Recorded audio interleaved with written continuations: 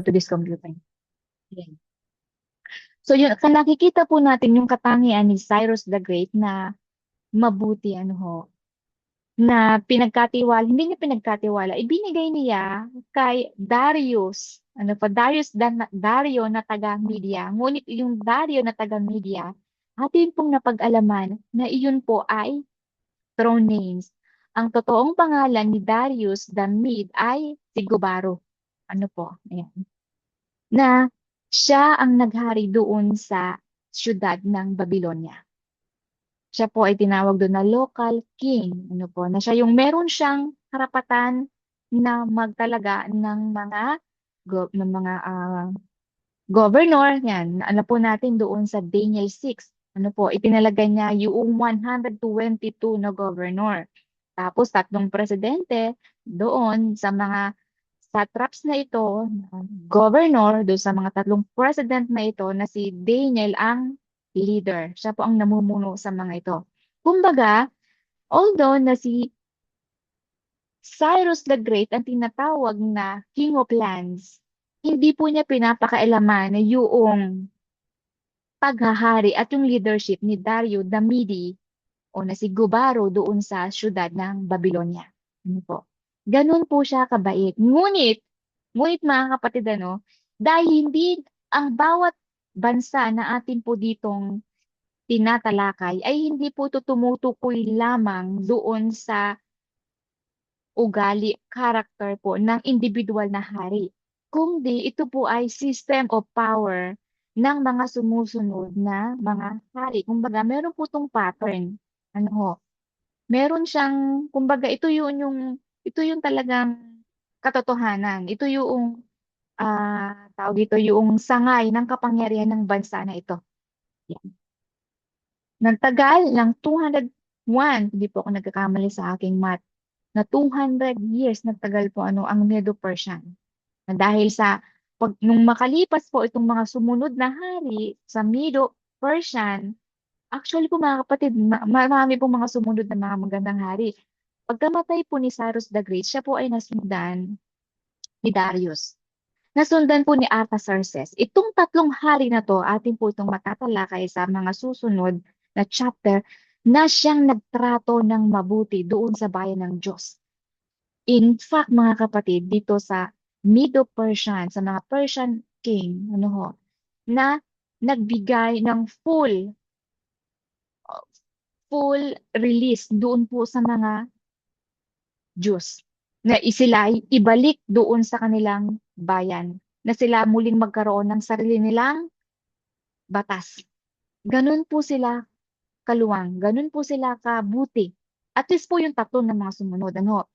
Makalipas po itong mga hari na ito, yung mga sumunod, ito na yung mga naging masama. Sila na po yung mga naging masasabi nating ah maiihalin tulad din sila doon sa mga sumunod na hari nung pumanaw po si Nebuchadnezzar. Nasundan po ng mga hari na mga walang kakayahan. Ano mo? Kaya kung atin pong ma-analyze, kung atin pong talagang iisipin, yung isa sa mga factor na napakahalaga na para ang bansa ay manatiling matatag, kailangan ng maayos at matatag na leadership. Regardless ng kanilang religion, regardless ng kanilang belief, mga kapatid, ano. Hindi po to eksklusibo lamang tong ating pinag-uusapan sa mga Diyos. Ang pinag-uusapan po natin doon yung kingdom, yung kaharian. Ano po, na napakahalaga. Kung makikita natin dito, the more na maayos ang leadership, the more na tumatagal po yung kaharian. Katulad po ni Nebuchadnezzar, for 45 years po ng kanyang paghahari. For 15 years, bumagsak. O 20 years, bumagsak po yung kanyang kaharian. Yung kanyang tinatag na golden age na Neo-Babylonian Empire. Ano ho? So ito po so far yung ating pong napag-aralan 2 weeks ago. Ayan. Ngayon tayo po ay dadako doon sa pangatlong halimaw na ah, nakita na nasaksihan ni Daniel doon po sa kanyang pangitain. Ating po itong ayan ito. Ngayon, ito po yung katanungan dito. Sa pamamagitan na kung bago po tayo mag-proceed, mga kapatid, meron po ba kayong mga katanungan doon sa ating review? Kung wala po, malinaw po ano yan.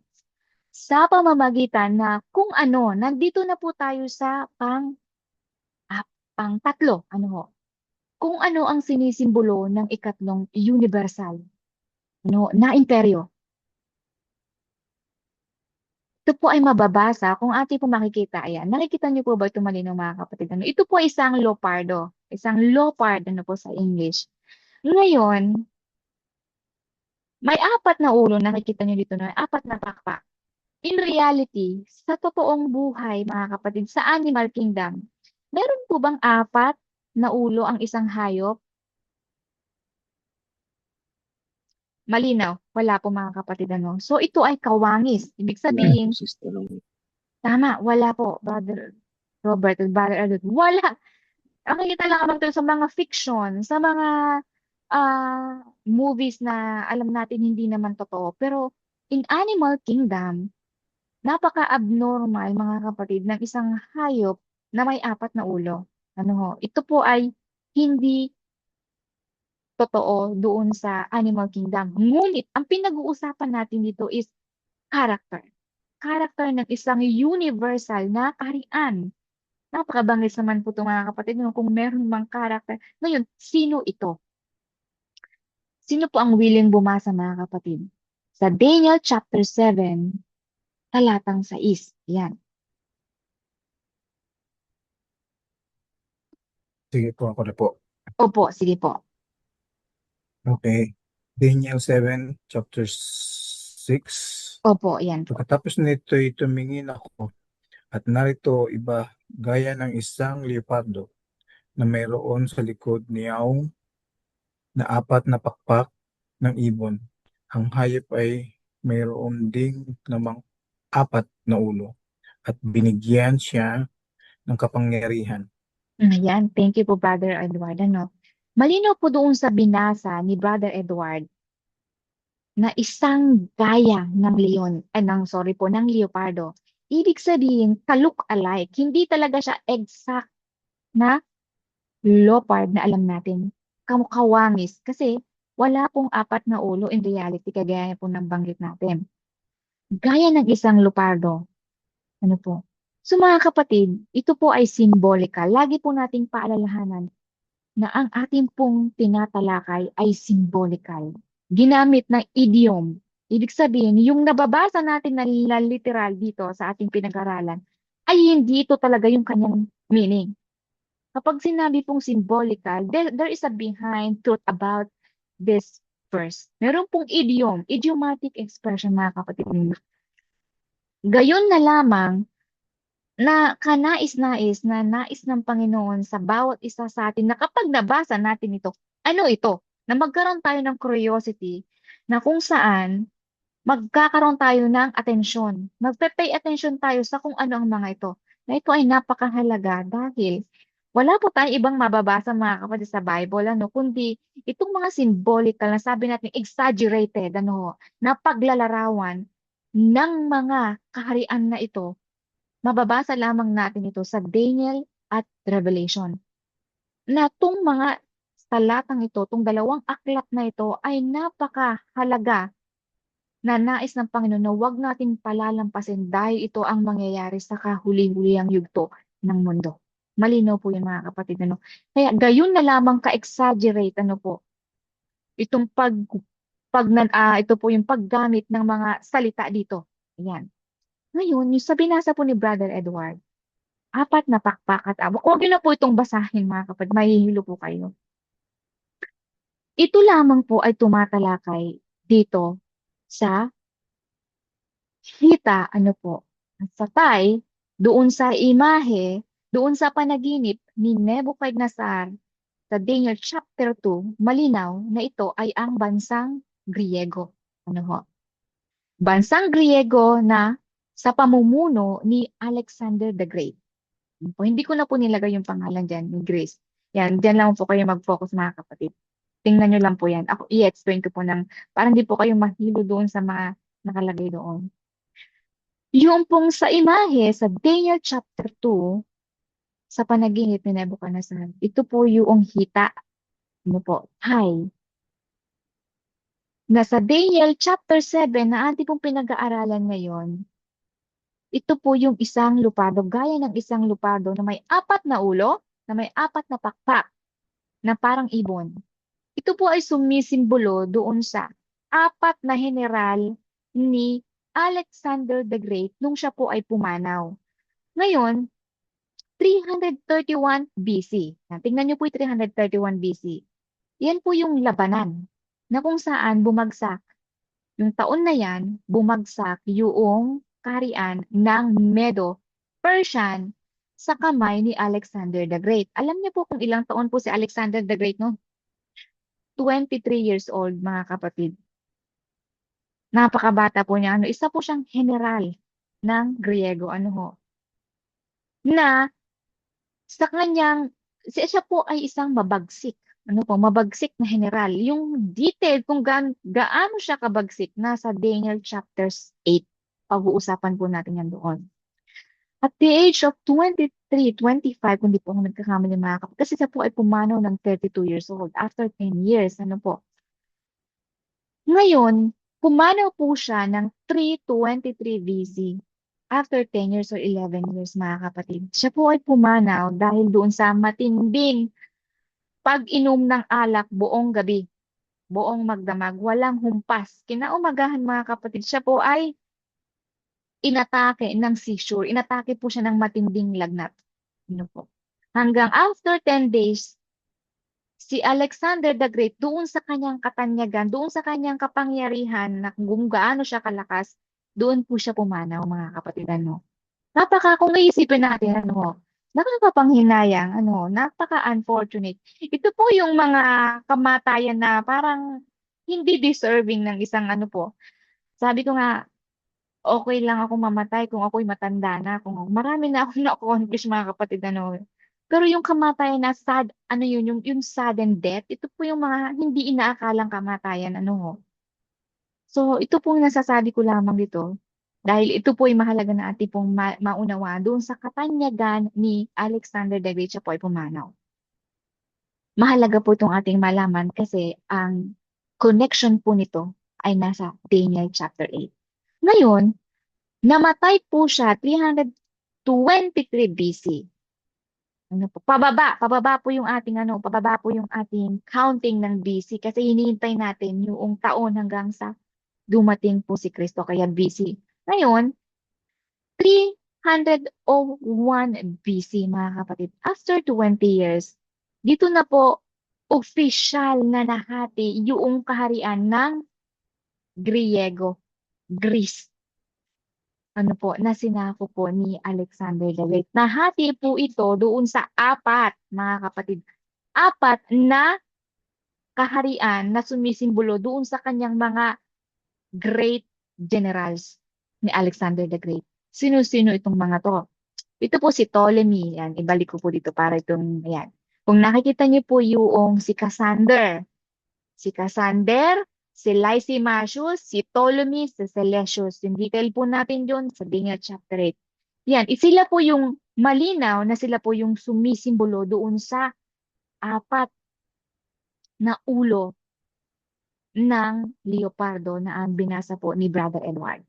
Na yung pakpak na apat ay sumisimbolo doon sa pagsakop po nila doon sa paghari doon sa mga sinasakupan. Mga kapatid, bago po bumagsak noong 168 BC, kasi ang susunod na po ito ay ang Roma.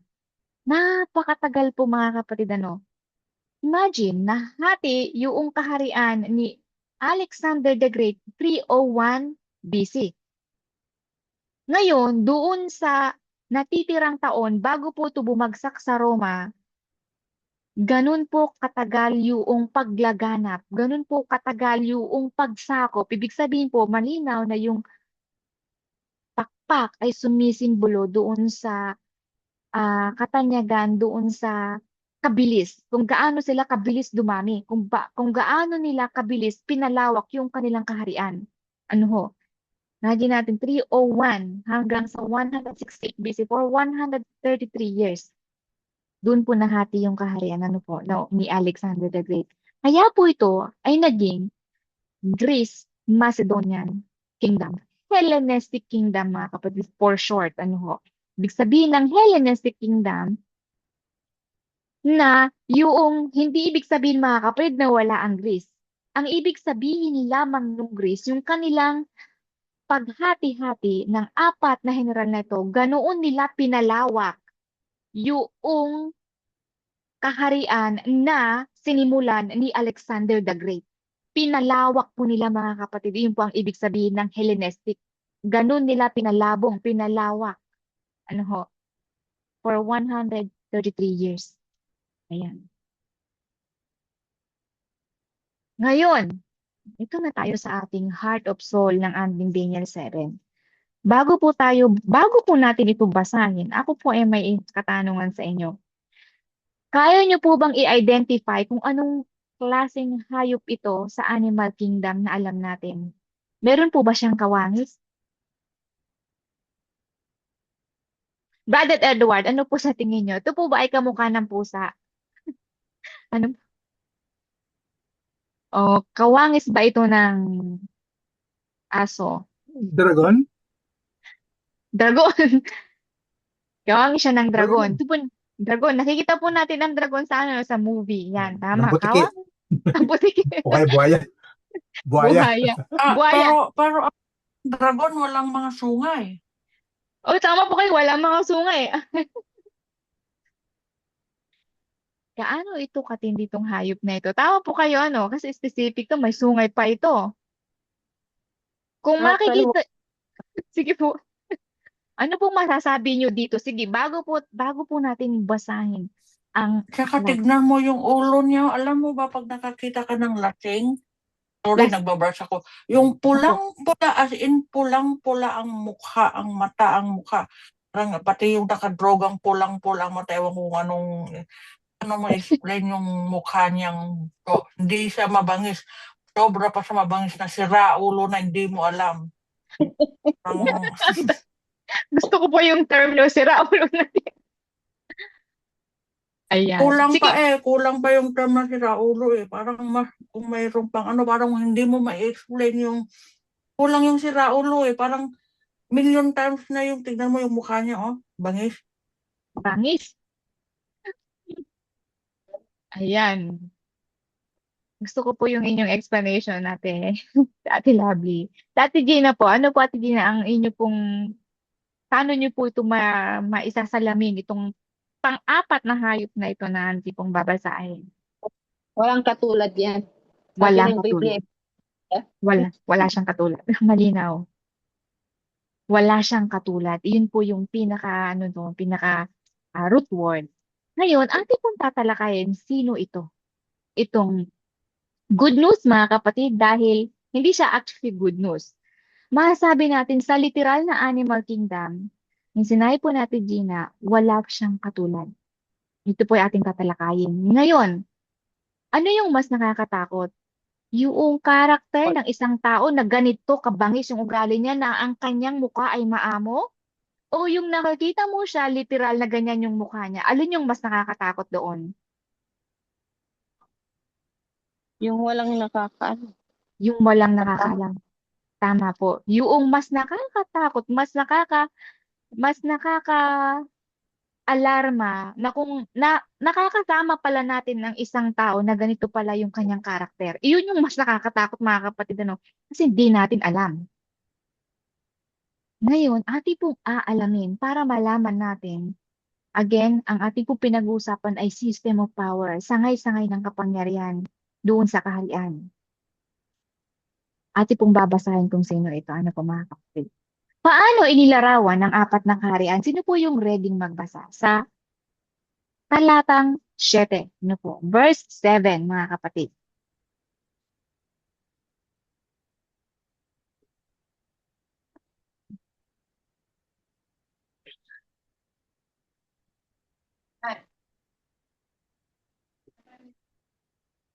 Verse 7 po. Ano yun, sis? Ah, Talata 7, verse. opo, verse 7 Ikaw po. na lang po ba magbabasa? Sige po, Ate Jo. Sige po.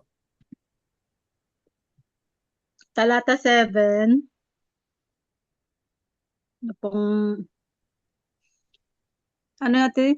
Ano yun, sister? Talata 7? Tama, chapter 7, nasa chapter 7 tayo po. At tapos sa talatang 7, verse 7. Okay, okay. Pagkatapos nito, nakita ko sa aking panaginip kagabi ang ikaapat na hayop na nakakasindak, nakakatakot at napakalakas. Mayroon itong malaking bakal na ngipin. Lumalamon ito. Dumudurog ng mga piraso at tinatapak-tapakam ang mga natira. Kakaiba ito sa iba pang mga hayop at mayroon itong 10 sungay. Ayan, napakalinaw mga kapatid.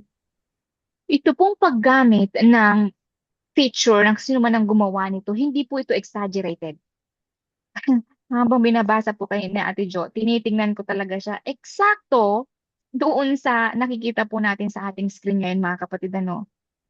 Una, nakakakilabot siya, sabi ni Ate Jo. Malakas. At yung mga ngipin niya, hindi normal na ngipin, kundi ngiping bakal. Na lumululay, nananakmal. At siya, sinabi natin Gina, kakaiba sa lahat ng hayop. Sabi ni Ate Lovely, ito ay may 10 sungay, mga kapatid. Ito po yung 4 na kaharian. Malinaw, ito ay kaharian. Sino ito? Ayan. Ngayon, ito po nung nakita po ito ni Daniel, dito po siya nagkaroon ng interes. Nais niyang malaman ang katotohanan dito sa pang-4 na hayop na ito. Ano ang ipinahayag patungkol sa ika-4 na hayop? Bago po natin basahin mga kapatid, magpo-focus po tayo dito sa pang-4 na halimaw na ito kung ano yung mga changes na mangyayari sa kanya. Ipipicture po natin ito, yung literal na nakita natin po na picture na meron siyang pagbabago dito sa kanyang na mangyayari. Ano itong mga pagbabagong ito sa kanya? Malinaw, ito po, itong hayop na ito ay meron pong 10 sungay. Malinaw po yun, 10 sungay. Ano ang ipinapahayag patungkol sa ika-4 na hayop? Daniel chapter 7 verse 23. Ilalalimin natin kung ano na yung nakita natin na siya ay kakaiba. Ano po? Na siya ay kagilagilas, nakakatakot mga kapatid, at lumurulay-luray. May 10 sungay. Ngayon, sa verse 23, sino po ang gustong magbasa?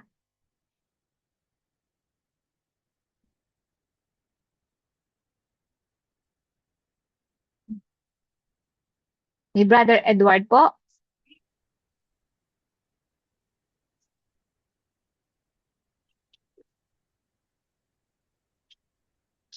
Ayan, kung hindi po kayo free mga kapatid. Daniel, Kapsat, So, Daniel. 23 po. 23. Verse Ah. 23 po. Ayan, nandiyan na si brother. Po. Hey, brother. Daniel 20, verse 20. 23 po. 23. Saglit po. Okay. Ganito po. Ganito ang sabi niya. Ang ika-4 na hayop ay magiging ika-4 na kaharian sa ibabaw ng lupa na magiging kaiba sa lahat ng kaharian at sasakmalin ang buong lupa at tuyurakan at paglulurain-lurain. Ayan, thank you po, Brother Edward. Doon po sa binasa ni Brother Edward, nakita na natin na itong hayop na to, itong halimaw na, pang-4 na halimaw na ito na ating pong binasa ni Sister Jo doon sa verse 7, at doon sa interpretation na binasa po ngayon lamang ni Brother Edward, napakalinaw na ito po ay sumisimbolo sa 4 na kaharian. Ngayon, meron na po tayong idea, chronological sequence pattern doon po sa Daniel chapter 2. Ano po yung sumunod na kaharian matapos ang Greco-Hellenistic Kingdom o Greco-Macedonian Hellenistic Kingdom? Malinaw na ito po ay ang Roma. Ano po? Ito po yung Roma. 4 na kaharian na ang buong lupa ay ang kanyang sasakmalin. Yan, ating pong pag-aaralan. Binasa na po yan. So ito po yung ating review kanina. Ngayon, nandito na po tayo sa, nakikita niyo po yung binti.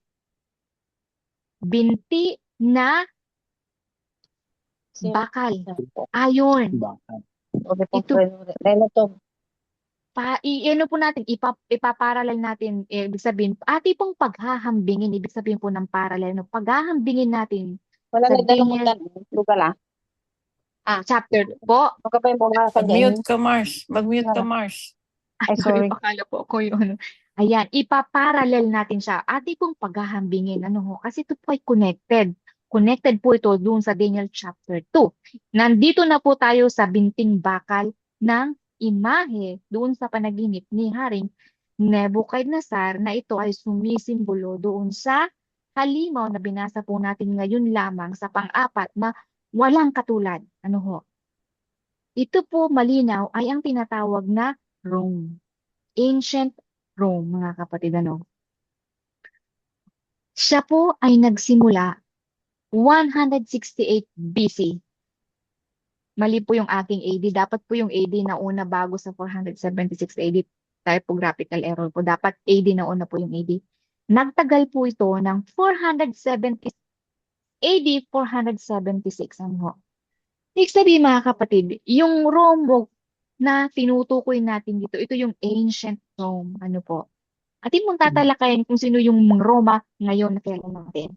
Atin po tayong tatalakayin po natin sa mga susunod na ating pag-aaralan. Ngayon, ito po ay parallel doon sa binting bakal doon sa imahe ni Nebuchadnezzar at dito sa pang-apat na halimaw na walang katulad dito sa Daniel chapter 7. Gusto ko lang pong tingnan nyo kung saan siya nagtapos. AD 476. Yun lang po yun yung itatatak mo ngayon habang po natin pinag-usapan. Yun lang po. Huwag nyo na pong ibahin yung kasi marami po akong ipapresent dito ng mga apat po na mga dates. Pero dito lamang po kayo mag-focus mga kapatid. 476, AD 476. Diyan po siya, hindi po siya bumagsak, nag-downgrade. Ano ho? Ngayon, ano ang ipinapahiwatig? Ating pong tatalakayin ngayon, yung katangian ng hayop na ito doon po sa sampung sungay niya. Ano ang ipinapahiwatig ng sampung sungay? Meron pong some changes. Meron siyang magbabago itong halimaw na ito doon sa sungay niya. Doon po, mayroong mga pagbabago na ating pong pag-aaralan ngayon. Ano ang ipinapahiwatig ng sampung sungay? Sa Daniel 7:34, ito po ay ang 24, ito po yung sampung hari na babangon. Galing sa kanya, mga kapatid. Hindi po sinabi, kung inyo pong naaalala doon po sa Daniel chapter 2, wala pong binanggit na ang ikalimang hayop. Tayo po ay tumigil doon sa ika-apat na hayop kasi wala na pong ikalimang ano po. Ibig sabihin, sa binting bakal na ito, dito sa animal na ito mga kapatid, wala nang susunod. Kung hindi, merong pagbabago na karakter dito sa halimaw na ito. Ito na yun yung tinatawag ng sampung sungay. Yung sampung sungay, malinaw na sinasabi, ina-interpret po ng Bible, ano po, yung symbolical. Ito po yung napakaganda. Sa Daniel chapter 7:24, ito po yung sampung hari na babangon. Ito po yung ating review mga kapatid. Ano? Ito po yung tinatawag na 10 barbarian kingdoms. Pag po sinabing 10 barbarian kingdoms, ito lamang po ay pag narinig natin ito sa TV o sa social media, parang nakakatakot ang barbary. Barbarian, para silang mga cannibal, pero hindi po mga kapatid. Ano. The right word po, pag sinasabing barbarian, ito lamang po sinasabing uncitizen. Wala po silang, sila po ay masasabi nating alien. In fact, mga kapatid, tayo po ay barbarian dito sa lugar na ating pong, kasi hindi naman natin ito bansa. Ito po ibig sabihin noon, tayo ay nag-migrate. Ito po yung mga immigrant. Yun po ibig sabihin ng barbarian. Hindi talaga siya nakakatakot na term. Ito po yung 10 barbarian na kaharian na kung saan ay nag-migrate dito po sa Roma. Dahil hindi po na-control ng pamahalaan ng Roma yung boundaries, hindi nila makontrol kung gaano nakadami yung pumapasok po doon sa boundaries nila, yung mga nagmamigrate. Ito na po yung naging resulta hanggang sa na-overpower. Ibig sabihin hanggang sa totally na yung kaharian ng Roma, ay nahati sa 10 different na kaharian. Ito po yung mga Visigoths. Ito po yung mapa. Ayan. Ito po yun, oh. Ayan. Yun. Saan ba yun? Ipapakita ko po sa inyo mamaya yung sunod-sunod. Ito po yung Suebi, Visigoths, Burgundians, Franks, Alemanni, Ostrogoths, Heruli, Vandals, at Lombards. Po? At yung Anglo-Saxon, mga kapatid. So, sino-sino itong mga to? Ngayon, para po maunawaan natin, mga kapatid, yung modern Europe na kilala natin ngayon, sila po yun, na nag-migrate doon. So, ngayon, tandaan niyo po, 4 na sungay. Nagpo-focus po tayo dito sa isang halimaw na ito na hindi natin ma-identify. Ngunit, kaya natin i-identify base dito po sa banal na kasulatan, itong kaharian na ito. Na sumisimbolo doon sa halimaw na yan. Ngayon, itong sinasabi dito sa Daniel chapter 2, malinaw na yung kahariang hati. Ibig sabihin, yung kaharian na ito, na 10 kaharian na to, kaya po siya ay inirelate sa halo ng clay at ng iron, bakal at putik. Ibig sabihin na yung katangian ng bakal ay matapang o matatag. Yung katangian ng putik ay mahina, weak. Ito ay kaharian ng malakas at mahina. Ito po yung sumisimbolo doon sa paa. Ayan, ito na po isang sabi ko, paa.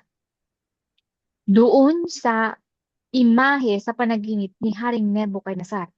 Kung nakikita niyo po dito sa ating larawan, mga kapatid, yung mixture ng clay, yung mixture ng bakal, hindi siya magiging okay. Yung mixture nila ay napaka-weird. Unlikely na sila ay magsasama. Ibig sabihin, itong 10 kaharian na ito ay iba't iba yung kanyang karakter. Yung ibang power ay malakas, yung ibang kaharian ay mahina. Bakit ko po ito sinasabi, mga kapatid? Dahil out of 10, ito na po, susunod na tayo dito, yung out of 10, mga kapatid, 3 kaharian na tinutukoy dito ay babagsak. Ito po yung changes na mangyayari dito sa halimaw na ito. Yan. Ngayon, ito po yung tinasabi na 10 barbarian tribes. Babalik po tayo sa AD ulit. AD 476. Sorry po, mga kapatid, mali po yung aking yung paglalagay ko ng AD. Dapat po yung AD, kung nyo pong nakikita, dapat yan po ay mauna bago dito sa 476. Kasi, ibig sabihin, lumipas na itong taon na ito ng pagkapanganak ni Kristo. AD, after death, 476. Yung numbering natin ay papataas na. 476, AD 476, dito po, bumagsak hindi bumagsak, bumaba yung katangian ng gintong ng bakal na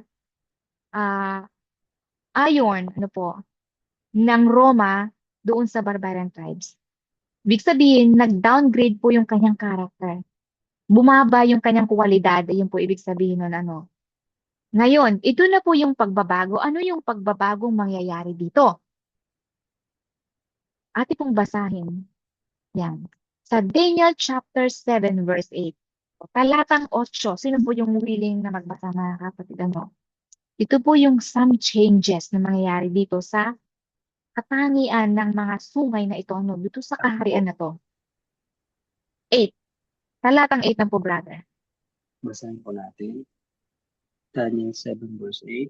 Ang sabi po niya dito, habang pinagmamasdan ko ang mga sungay, tumingin ako at nakita ko ang isa pang sungay at tumubo mula sa kanila. Isang maliit na sungay. Tatlo mula sa mga sungay ang pinihit palabas sa kanilang mga ugat.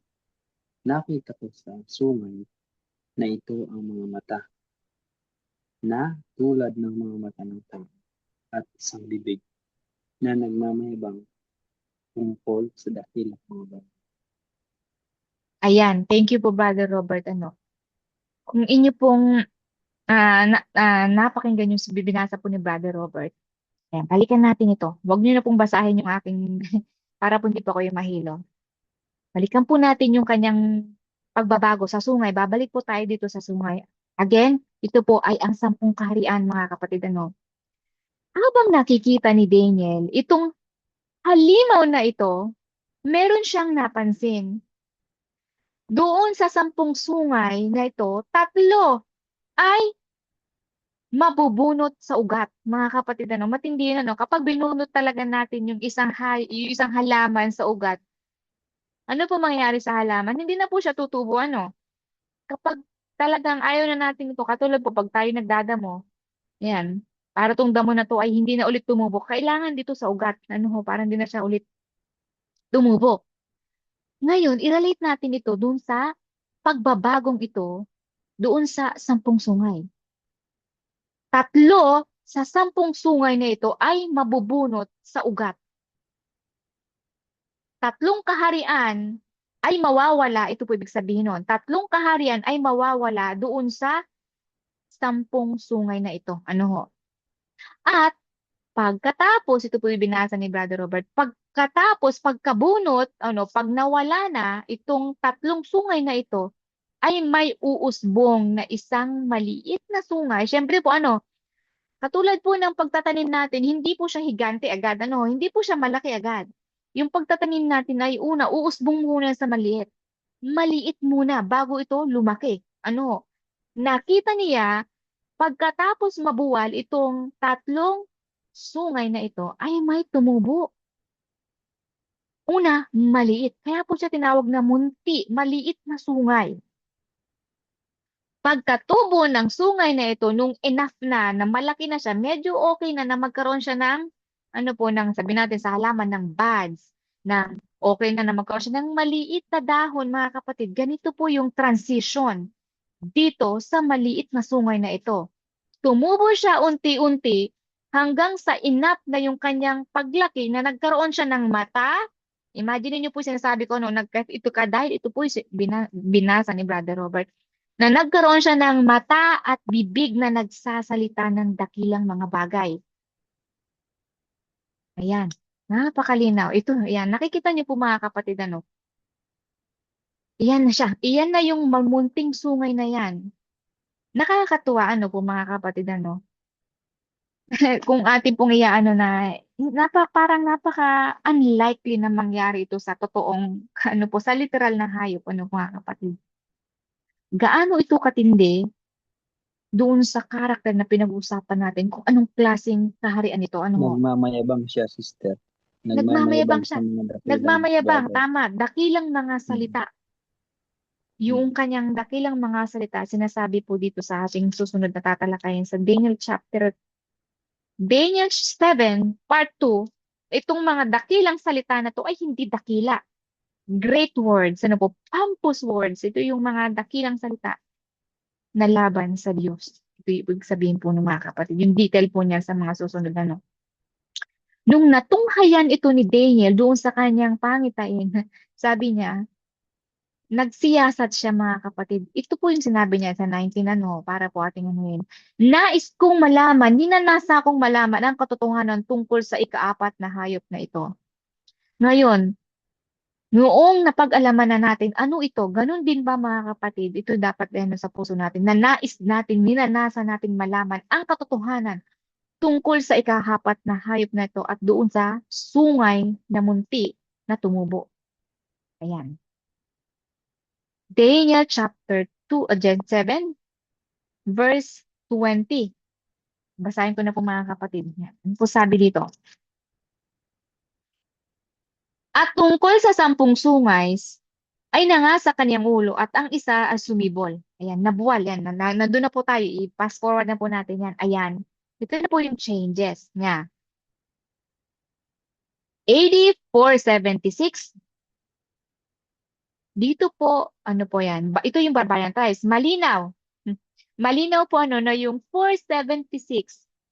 Taong 476, ano po, bumaba yung kwalidad ng Roman. Bumaba at ito ay nahati sa 10 kaharian. At doon sa 10 kaharian na to, 3 kaharian ay mawawala. Mawawala muna ang 3 na to bago sumibol ang maliit o munting sungay. Kailangan muna siyang mawala. Mga kapatid, ano? Ito po yung sinasabi dito. Ito po yung to simplify, mga kapatid. Ayan. Ito po yung changes. Ngayon, ito po yung mga kaharian na yan. Unang-una, Heruli. Pangalawa, Vandals. Pangatlo, Ostrogoths, mga kapatid. Huwag po kayong mag-alala, huwag niyo pong wala po kayong kakabisaduhin diyan. Akin po itong sasabihin sa inyo mga kapatid, ano. 3 out of 10. Ito po yung unang bumagsak. Bansa na Heruli. Yan. Tayo po muna ay may background. Ano ko na po ito. Ayan. Ito po yung barbarian tribes. Alemani, ngayon, yung Germans, nakilala natin. Yung mga France, may French. Sila na po yung mga French ngayon. Saxon, sila na po yung kilala natin ngayon sa United Kingdom. Visigoths, Spaniards, Burgundians, Switzerland, Lombards, Italians sa Italy, Suebi, Portuguese sa Portugal. Ito na po yung 3. Mag-focus lamang po tayo dito sa 3 kaharian na matatanggal. Heruli, Vandals at Ostrogoths. Yan. Ito po yung ating geographical location, mga kapatid. Dito ko po ipopost para po hindi kayo mahilo doon sa mga dates. Ano po? Western at Eastern Roman Empire. Nakikita niyo po ng malinaw. Iyan, mga kapatid. Yes, sister. Magpo-focus po tayo ngayon dito sa Western Roman Empire. Dahil dito po, mga kapatid, yung 10 kaharian na yan, ano po, na nag-migrate noong 476 na taon. AD 476. Tatlong kaharian, mga kapatid, yung 3 sungay. Ngayon, ano po, yan. Ito po yung 3 during the time ng pagsalakay o yung pag-migrate ng mga barbarian doon sa Western Roman Empire. Yan. Dito lang. Mamaya ko na po yun. Mayroon pong 3 tinatawag na Christian religion. 3 po, mga kapatid, 3. Yung una, ito po yung Arian Christian. Pangalawa, ito po yung Monophysites. At pangatlo, ito po yung Catholic. 3 klase ng Christian. Christianismo, 3. Yung unang religion na tinatawag na Arian religion, Christian, mga kapatid, sinasabi nila na sila ay Christian. Ang religion po na to ay naniniwala na si Jesus ay tao lamang. Hindi po sila talaga naniniwala na si Jesus ay naging divine. Tao si Jesus. Pero makikita niyo, mga kapatid, sinasabi nila na sila ay Kristiyano. Na kahit hindi sila naniniwala kay Jesus. Pangatlong religion, Monophysites. Ito po ay majority ay nasa Eastern Roman Empire. Naniniwala sila sa iisang Diyos lamang. Hindi po sila naniniwala sa God the Son, God the Father, God the Holy Spirit. Isa lamang, mga kapatid. There is one God only. Majority ng naniniwala ay nasa East. Sila rin po ay mga Christian. Sabi nila na sila ay Kristiyano. Bakit ko po ito sinasabi? Dahil ito po yung background na kung saan babagsak yung 3 kaharian. Atin po yung tatalakayin susunod. Ngayon, ang pang-3 religion ay tinatawag na Katoliko. Catholics. Naniniwala ang Catholics during this time, mga kapatid, na ating pong tinatalakay, na naniniwala sila sa katangian ni Jesus na divine at human. Na si Jesus ay isang makalangit at si Jesus ay naging tao. Ang naniniwala dito mga kapatid ay scattered. Sila po ay kalat-kalat. Merong sa west, merong sa east. Ano po? Balikan natin yung tatlong kaharian. Ang kanila pong religion, itong tatlong sungay na ito na sumisimbolo doon sa tatlong kaharian, ang religion po nila mga kapatid ay number 1. Nakikita niyo po yung number 1, Arian. Ano po yung kanilang paniniwala? Hindi sila naniniwala kay Jesus, pero tinutukoy nila na sila ay Christian. Ngayon, ayan, ito na po yung, kung nakikita niyo po yung purple dito po sa kanan, Eastern Roman Empire, at yung the rest na po ay, ito na po yung, kung nakikita nyo, Kingdom of Visigoths, Kingdom of Vandals, huwag po tayo mag-focus sa iba. Kingdom of Vandals, akin pong ifo-focus yan, Kingdom of Odoacer. Ayan. Ito po si Kingdom, ito po yung Kingdom Heruli, ano ho, ibig sabihin lamang po niyan Heruli, yung pangalan niya. Ano po na po, sa susunod na, ayan. Bumagsak ang kaharian ng Western Roman Empire. Nakikita niyo po sa taas, kaya po sinasabi sa inyo yung date for AD 476. Dahil si Haring Odoacer, ito po si Haring Odoacer mga kapatid. Hindi, ito po si Odoacer, ayan. Si Odoacer na hari ng Heruli, siya po ay Aryan. Yung religion niya Aryan mga kapatid, Aryan Christian.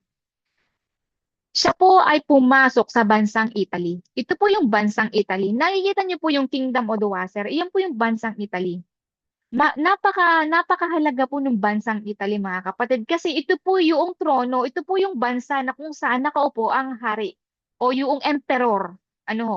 Pinasok ng hari ng Heruli yung Italy. At pinaslang niya yung kahuli-hulihang emperor ng Western Roman Empire na si Romulus for 76 po na taon. Kaya nagmarka sa taong AD 476 na bumagsak yung Ancient Roman Empire. Ito po yung date. Dahil the moment na sinakop ni Haring Odoacer, hari po siya ng Heruli. Tinalaga niya yung sarili niya na siya yung magiging hari doon. Hindi siya iba. Huwag po kayong malito. Pag po sinabing hari at emperor, magkaiba po yan. Mas makapangyarihan ng emperor. Pag po sinabing hari, mas mababa po ito sa emperor. Wala na pong emperor. Nawala na po yung emperor kasi po pinaslang na po ni Heruli. Ang pumalit na yung si King Odoacer. Halip na sabihin niya na siya na yung maging emperor kasi hindi po siya naniniwala sa kaharian ng emperor. Naniniwala lamang siya sa kingship, sa hari. Kasi sabi niya, meron namang emperor doon sa Eastern Roman Empire. Okay na yon. Ako lamang dito ay hari. So, ganun po yung mindset po ng mga herules, ng mga Arian. Hindi po sila masyadong ganid, masasabi natin sa kapangyarihan. Ngayon, dahil ang kanyang kaharian ay lumalaki, si Emperor Sino ng Empire during this time, nung lumalaki na mga kapatid, balikan ko po kayo para hindi kayo maano. Balikan natin yung mapa na yan. Kung medyo nahihilo pa po kayo, huwag po kayo mag-alala. Sa pinakabandang huli, isi-simplify po natin yan. Dito natin balikan yan. Dito lang po tayo sa mapa. Ngayon, ito pong kwento na sinasabi ko, na history, si Emperor Zeno, sa Eastern, siya po ay naalarma doon kung nakikita niyo po malinaw yung Rome, yung maliit, ito po yung seat, ito po yung trono, ni Haring Odoacer ng Heruli. Isa sa mga sungay, mga kapatid. Naaalarma siya sa kapangyarihan na lumalaki ni Haring Odoacer, na leader ng Heroes. Ngayon, siya po ay nagtalaga ng, tawag ito, siya po ay tinalaga po niya ang isa sa mga sungay na babagsak na si Haring Theodoric, na si King, na leader ng Ostrogoths, na patayin, paslangin ang mga Heroes. Kasi, kasi alam niyo po mga kapatid, ito yung, hindi, ito po, yan. Ayan, ito po yung sinasabi ko, yung may araw. Nakikita niyo po yung araw, mga kapatid. Ayan po yung araw. Yes, It, sister. nakita niyo, malinaw po yung araw itim. Iyan po ay ang bansang Italy, mga kapatid, Ngayon, si Emperor ng Eastern Roman Empire, sabi niya, aba, itong hari na to ay lumalaki na.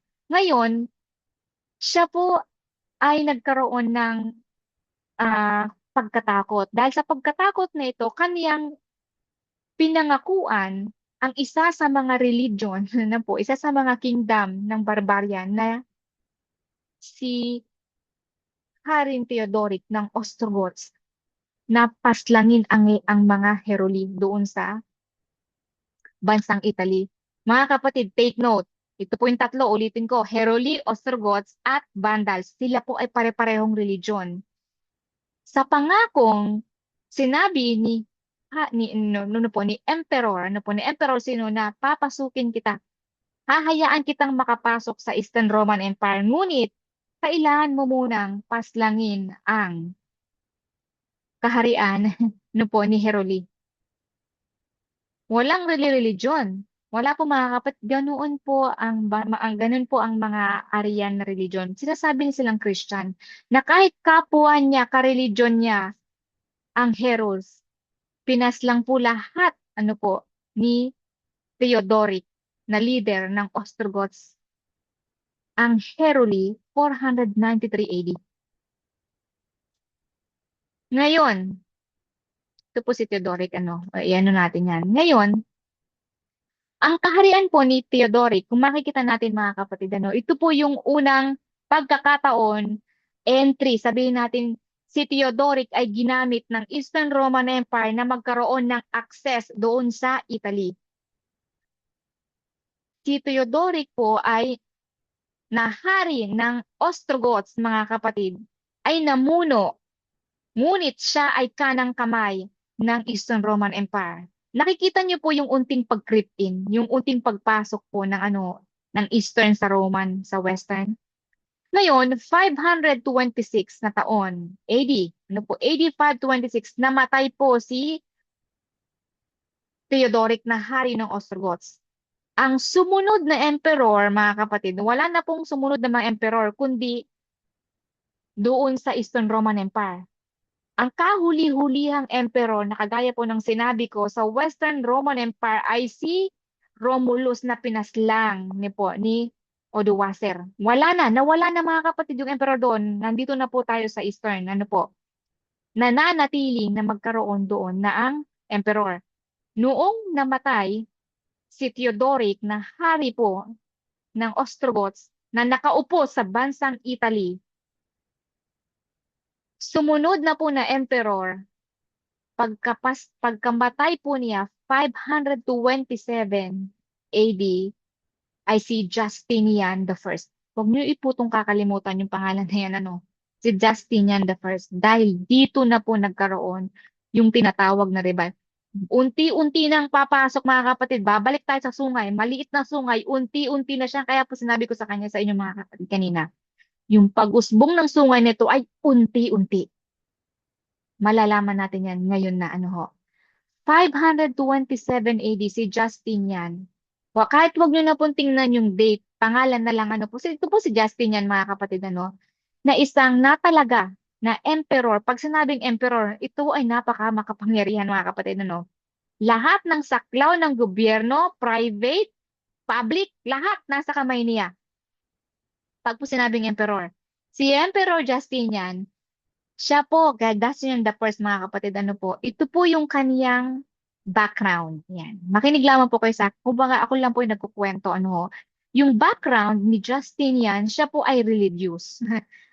Siya po ay religious Roman Catholic. Ito po yung kanyang background. Ngayon, nakita niya na yung kalat-kalat, yung kaharian niya ng iba't ibang paniniwala ng religion, gusto niyang magkaroon ng revival, focus lamang sa Roman Catholic na religion.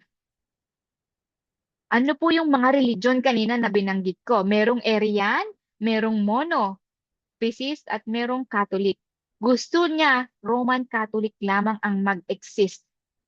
Ngayon, nakikita niya na yung Arian na religion na Christian ay masamang impluwensya sa Roman Catholic. Mga kapatid, sino-sino itong tatlo na to na merong Arian religion? Yung tatlong sungay na sumisimbolo sa tatlong kaharian. Heruli, Ostrogoths, at Vandals. Sila po yung religion na Arian. Sabi ni Justinian, sila ay masamang impluwensya sa Roman Catholic kasi hindi sila naniniwala kay Jesus at hindi sila naniniwala sa Diyos. Maganda yung intensyon niya, mga kapatid. Pangit ba o mabuti yung kanyang intensyon? In our human perspective, yung revival na gusto niya based doon sa kanyang paniniwala ay mabuti, mga kapatid. Tama po, mabuti yung kanyang intensyon. Ayaw niyang magkaroon ng ibang religion kundi Roman Catholic lamang. Para maitatag itong religion na ito, itong revival na ito, kailangang mawala sa mapa itong tatlong kaharian na yan. Ito po yung dahilan, mga kapatid. Religious revival ng Roman Catholic. 530 AD, malapit na po tayo. Malalaman natin kung anong taon siya nagsimula. Nagsagawa siya ng Holy War. Kapag po sinabing Holy War, mga kapatid, walang bata, walang matanda, walang may sakit. Lahat kailangang patayin, mga kapatid. Kapag nagtalaga ang isang emperor ng sabi nating relihiyoso si Justinian, mga kapatid, dahil sa malalim na background ng kanyang pamilya sa Roman Catholicism. Ayaw niyang mawala yan. Malinaw yun. Kapag nagtalaga ang emperor ng tinatawag na Holy War, lahat yan eradicate. Lahat yan ay mawawala dapat. 530 AD. Nagtalaga siya ng Holy War laban sa mga natitirang Ostrogoths na natitirang Vandals. Hindi dahil doon sa citizenship nila, mga kapatid. Ang citizenship nila ay Ostrogoths at Vandals, kundi dahil doon sa religion. Kailangan silang mapuksa. Ito po yung tinatawag na Holy War na idinikray ni Justinian. Mga kapatid, nahihilo po ba kayo? Don't worry po, malapit na. Kailangan po nating matapos itong part na yan. Ngayon, malapit na tayo doon. Nababasa niyo po kung anong taon, mga kapatid? Brother Robert, ano pong taon yan? 533 AD. 533. Naglabas ng decree na ang bishop ng Roma na nakaupo sa Italy, again mga kapatid, dalawang bansa ito. Magkaiba ang Eastern, magkaiba ang Roman. Parehong Roman pero magkaiba. Magkaibang continent. Si Justinian ay sa East, malinaw yan. At yung trono ng sumisimbolo doon sa church ng Roman Catholic ay nandoon sa Western. Dahil nagkaroon na sila ng access, again, noong the moment na tinalaga ni si Theodoric na maging hari doon sa Italy, nagkaroon siya ng access sa Western Roman Empire. Meron na siyang kapangyarihan dito, mga kapatid. Kaya sabi niya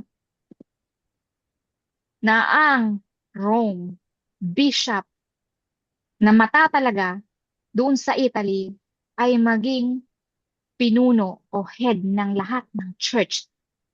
Anong klaseng church man na kinabibilangan yan? Lahat yan ay under the Roman Catholic Church. Lahat yan, mga kapatid. Christian man yan o hindi. Lahat yan ay under ng Roman Catholic Church na ang ulo ay ang Bishop of Rome, the Pope. Ano po? Makalipas ang 3 taon, mga kapatid, nagtalaga siya 530 AD.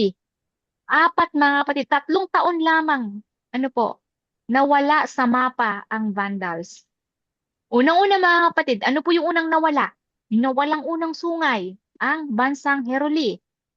Yun lang. Sumunod, bansang Vandals, pinuksa niya. Yan. Ano po? Talagang iniradicate, mga kapatid, mga bata, matanda. Kung makikita natin sa history, ang sabi dito, mga kapatid, ginutom muna sila. Wala talagang nagkaroon ng kinain nila yung mga kapwa nila, mga kasi talagang matindi yung pagpuksa sa kanila. Walang bata, matanda. Amen. Lahat Mhm. pinatay. Kapag sinabing Holy War, mga kapatid, pinuksa po yan ni Justinian Emperor. Kanya pong itinalaga yung kanyang pinakamabagsik na general na si Belisarius. 534 AD. Malapit na po tayo, mga kapatid. Ilan na yung bumagsak? Una, Heruli, yung sungay. Pangalawa, Vandals. 2 sungay. Ilan na lang natitira, mga kapatid? Ano lang? Isa na lang. Ostrogot. Sino eh? Ano? Tama po, Ostrogoths. Ito yung Ostrogoths. Yung sinasabi po ni Sister Ate Dina. Ito po, pakita ko sa inyo. 493 AD. Mga kapatid, alam niyo po yung Ostrogoths, mga kapatid. Ito po yung mga malapit. Ito, kung makikita niyo, mga kapatid, maganda ang relasyon during the time na tinalaga ni Zeno, yung hari ng Ostrogoths na si Theodoric. Kung ginamit niya si Theodoric, mga kapatid, na maging access, na magkaroon ng access sa bansang Italy. Pero in the end, again, it is a system of power. Same power ng Eastern Roman Empire ang nagpabagsak sa kaniya. Tinanggal sa mapa. Ito po, kung nakikita niyo po ang Vandals, ito po, mga kapatid, ay sa Africa. Africa po yan. Ito po yan, Vandals. Ostrogoths. Pinakahuling pinatay, mga kapatid, Ostrogoths. 538 AD. Again, itong tatlong ito, tingnan niyo po yung mabuti, mga kapatid. Iyan po yung 3 kaharian na kailangang bumagsak bago umusbong itong maliit na sungay na ito. Dahil itong 3 kaharian na ito ay masamang impluwensya sa Roman Catholic Church. Ano yung pagbabagong nakita na ito, Daniel, mga kapatid? Anong klaseng kaharian ito, mga kapatid? Sabi, ito ay kakaibang kaharian. Dahil tumutukoy na po ito sa religion, mga kapatid. Hindi na po natin tinutukoy dito yung yung paggapi o yung pagsakop ng bansa sa bansa, kung hindi sa religion. Napakalinaw, mga kapatid. Ano ang nangyayari? 538 AD, mga kapatid, pinuksa ni Belisarius ang kahuli-hulihang religion na ay ang Ostrogoths. 538 AD at nagmarka sa unang era na kung saan sumimbolo yung munting sungay ang pag-usbong religion of the Roman Catholic Church. 538 AD. Ito, huwag niyo pong kakalimutan ng 538 AD. Burahin niyo na po yung sinabi kong 476 AD. Dito na po tayo sa 538 AD. Itinatag ni Emperor Justinian ang tinatawag na religio-political government of Byzantine Papacy. Okay, mga kapatid, let's pause. Ano ang ibig kong sabihin dito? Kung nakikita nyo po, kung inyo pong i-flashback natin yung sinabi kong 3 klaseng Christian, Arian, Monophysites, Catholic. 3 klase ng religion, mga kapatid. Kung makikita natin dito, ang tagal na nagkaroon ng compromise. Nakikita niyo po si Theodoric na leader, leader ng Ostrogoths na pinuksa niya yung kapwa niya ka-religion. May compromise, po, mga kapatid, doon sa klaseng religion na yon. Arian religion na yon. Ngayon, si Justinian the Great is playing no jokes. Kung hindi ka Roman Catholic, mawawala ka. Mga kapatid, ito yung kanyang mindset. Kaya po siya nagkaroon During this time, noong na-eradicate na itong mga ngayon, bakit magtatanong kayo, ano naman yung monophysites? Atin po tatalakayin. Nakikita ni Justin yan na yung nakatangi-tanging masamang impluwensya mga kapatid sa Roman Catholic ay yung Arian kasi naniniwala sila sa wala. Yun po ibig niya sabihin. Dahil kahit papaano na yung monophysites ay naniniwala at least na may Diyos. Ano ho? In fact, yung asawa ni Justinian, mga kapatid, makinig lang po sinasabi ko, huwag niyo nung basahin niya para di po kayo mahilo. In fact, yung asawa po ni Justinian ay isang monophysites. Naniniwala siya na may isang Diyos lamang. Ano ho? Sa masasabi ni Justinian na close sa Roman Catholic. Ano ho? So ngayon, 538 AD, nagkaroon ng tinatawag na religio-political government. Pag po sinasabing religio-political government, walang compromise. Kinontrol niya yung Rome na kung saan ay seat o upuan ng Papa. Kinontrol niya yan. Ano ho? Pag po sinabing Byzantine Papacy, mga kapatid, ito lamang po ay sinasabing kontrolado ng emperor yung church. Ito po ibig sabihin niyaan. Specific sa Eastern Roman Empire. Pag narinig nyo yung Byzantine, ito ay Eastern Roman Empire. Ano po?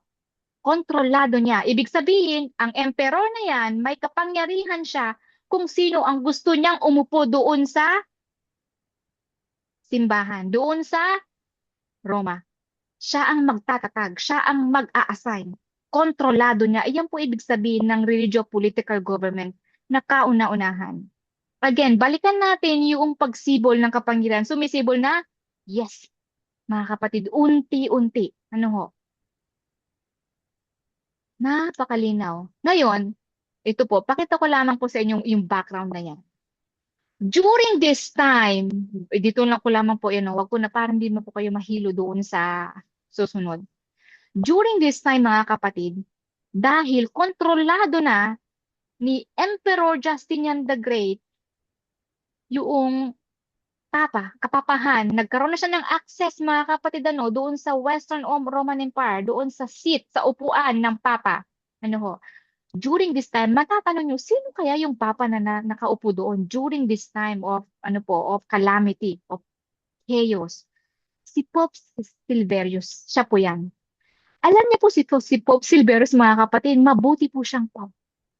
Masasabing in human perspective siya ay mabuti. In fact, mga kapatid, kinontrol ito ni Justinian na siya ay lumipat doon sa Eastern Roman Empire. Sabi niya, dito ka, lumipat.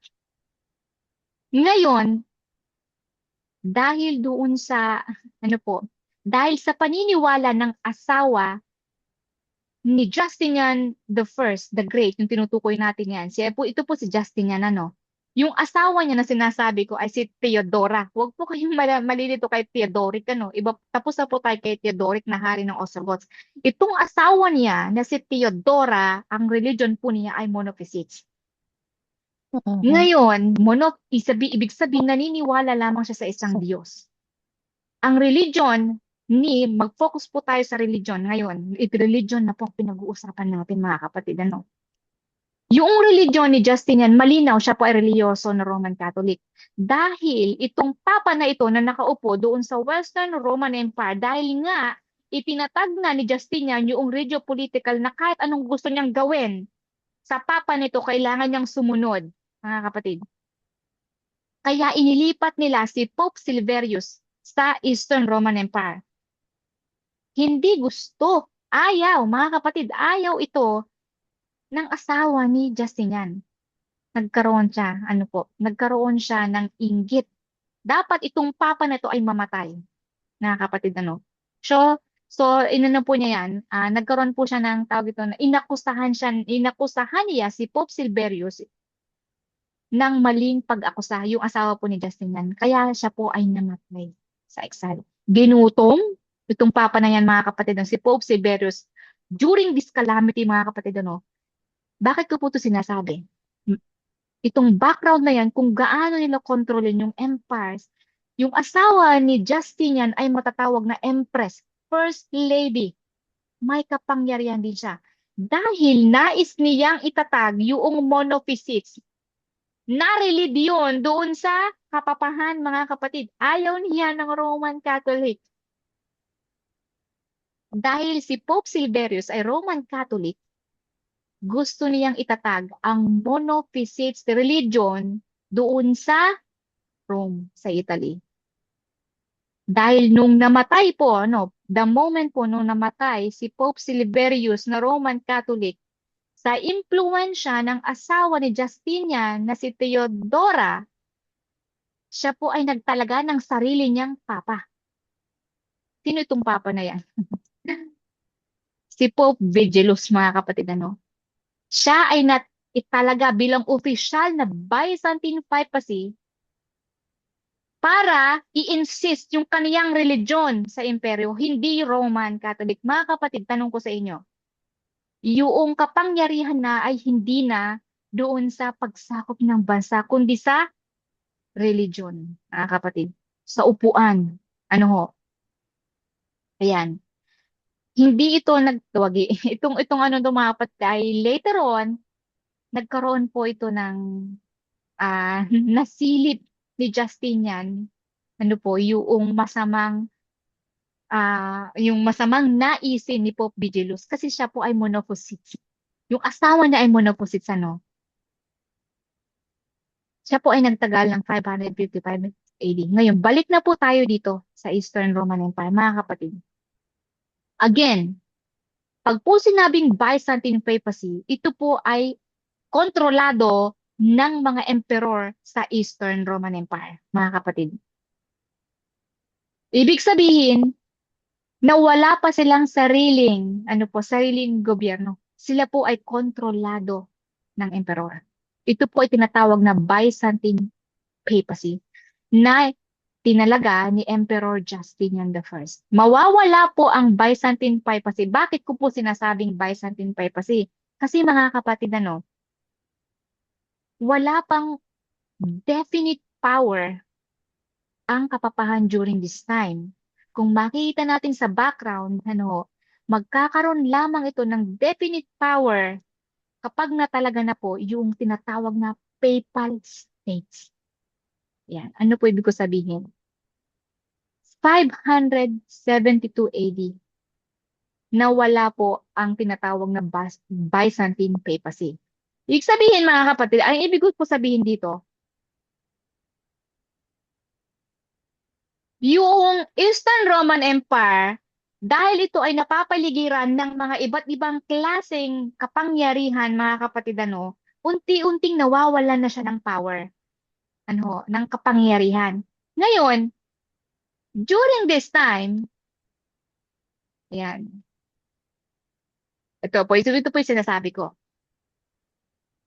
Ito po yung sinasabi ko, mga kapatid, nawala na 752 AD, yung tinatawag na Byzantine papacy.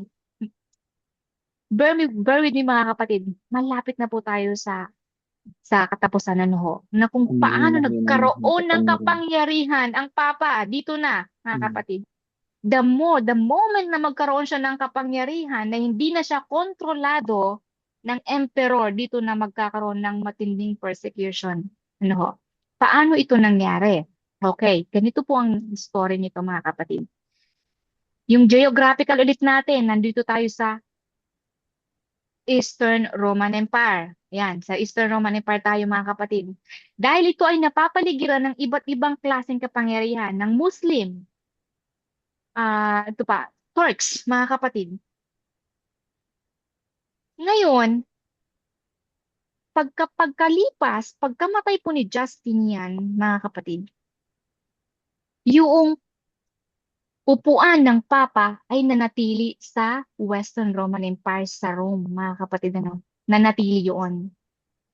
Yung upuan ng Papa ay doon po sa Rome, sa Italy. Nananatili yun, mga kapatid. Hindi po yung kanyang attempt. Yung attempt po ni Justinian na ilipat ay hindi po nangyari, mga kapatid. Nanatili ito doon. Dahil kontrolado itong church na to, itong Roman church na to, itong Bishop of Rome ng ng emperor ng Eastern Roman Empire, unti-unti nawalan na po ng kapangyarihan ang Eastern Roman Empire dahil, again, unti-unti po itong sinakop ng mga nakaparatig na bansa. Ngayon, nagulantang, ibig sabihin na alarma itong papa na ito. Sinong papa na yan na alarma? Ito, si Papa, si Pope. I-pass forward ko na po mga kapatid. Ito, si Pope. Ayan. Ito po si Pope Stephen. Kahit wag nyo na pong basahin yung word mga kapatid. Si Pope Stephen na nanatiling nakaupo dito sa bansang Italy na alarma siya dahil mawawala na siya ng suporta na galing sa Eastern Roman Empire. Kasi mga kapatid, yung Eastern Roman Empire ay babagsak na. Sinasakop na unti-unti ng mga Muslim na mga Turks. Ngayon, humingi siya ng saklolo. Kanino siya humingi ng saklolo? Ayan. Humingi siya ng saklolo kay Pepin the Short. Ito po si Pepin the Short, mga kapatid. Si Pepin the Short ay hari ng French, mga kapatid. Isa sa mga 10 sungay. Pero hindi po ito yung tatlo, no? Humingi siya ng saklolo. Tulungan mo ako. Sabi po niya. Ngayon, kilala siya sa The Pepin the Short. Sinakop po, sinakop, mga kapatid, tandaan natin, na itong mga bansang ito, itong mga barbarian na yan, ayan, wala na po yung 3, 7 na lang po natira. Sila po ay nananatiling sumasakop ng mga bansang nakakaratig nila. Hindi po sila friends. Wala pong friendship dito mga kapatid. Kung ano man yung religion nila, Christian religion sila mga kapatid, watak-watak. Pero itong mga religion na to ay itong bansa na to ay nananatiling matatag. Sila po yung sumisimbolo doon sa paa, bakal. Yung 3 na bumagsak, sumisimbolo doon sa paang hati na clay, wick na nawala na. Ngayon, si Pepin the Short ay isa sa mga bansa doon sa barbarian, ng bansang sa French, mga kapatid.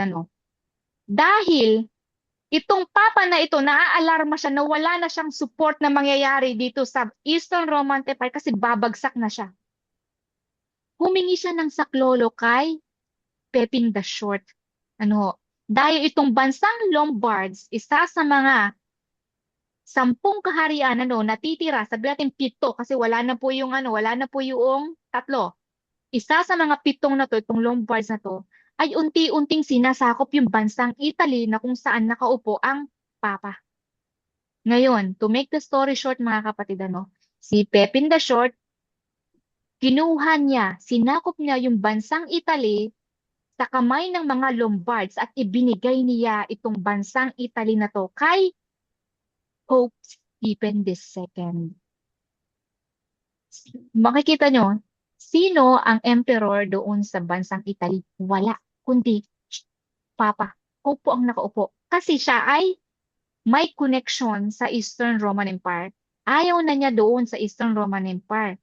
Kasi bumabagsak na yung kanyang kapangyarihan. Nawawala na siya ng suporta. Ngayon, ano na mangyayari sa kanya? Kaya humingi po siya ng saklolo. Ginawa ni Pepin the Short,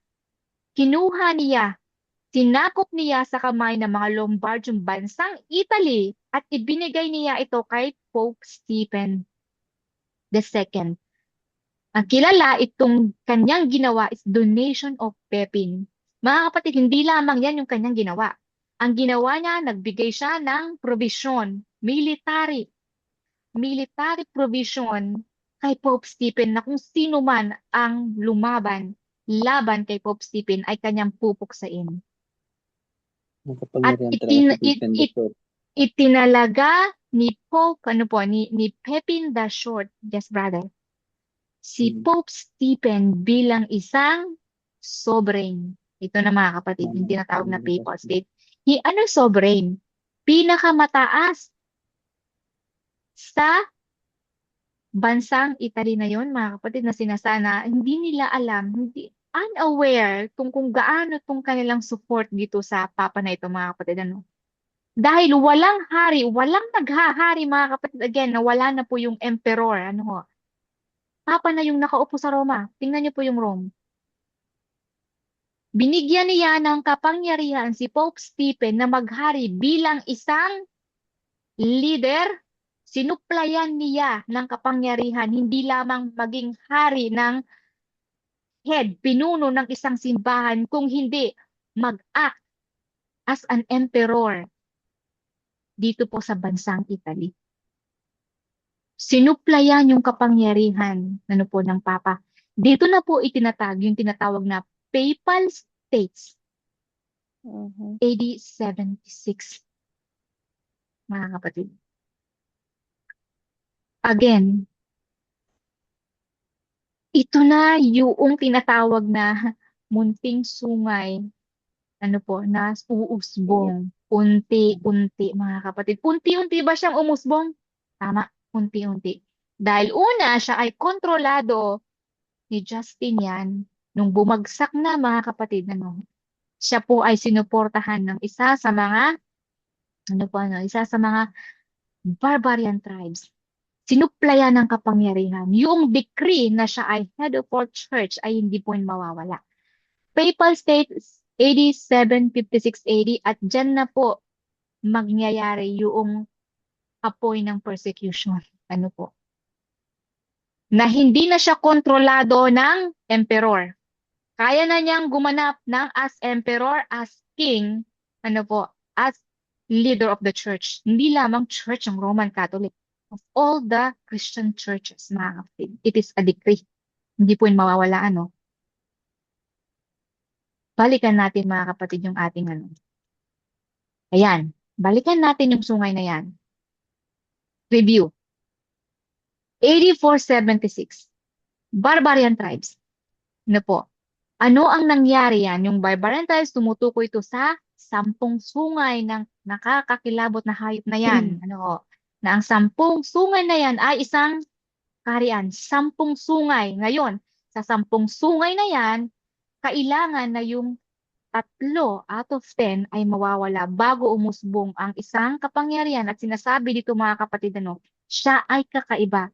We are talking about the power of religious power, mga kapatid. Kaya po ito sinatang. Ngunit, tanong ko, mga kapatid, itong sungay ba ito ay nagmula sa ibang kaharian? Sa ibang hayop? O ito ay galing lamang na umusbong siya sa nag-iisang kapangyarihan na Roma? Kaya po sinasabi sa inyo, mga kapatid, iisa lamang, mga kapatid.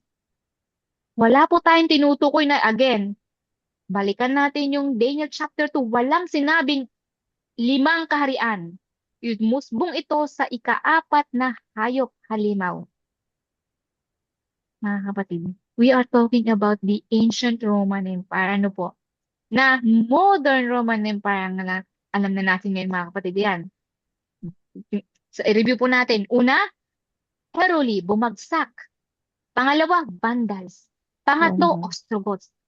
Nangyari yan, na-eradicate lahat sila, mga kapatid. Grabe, wala talagang tinira. Kaya ko po inirelate ito sa dahon kanina o sa mga halaman. Kapag tayo po ay nagtatanim, o pag tayo nagdadamo, kailangan natin bunutin yung hanggang ugat para hindi na tumubo.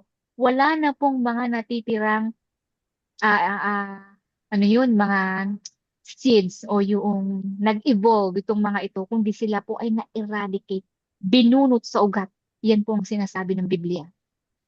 538 AD, yan po ay nagmarka sa kahuli-hulihang sungay bago po umusbong yung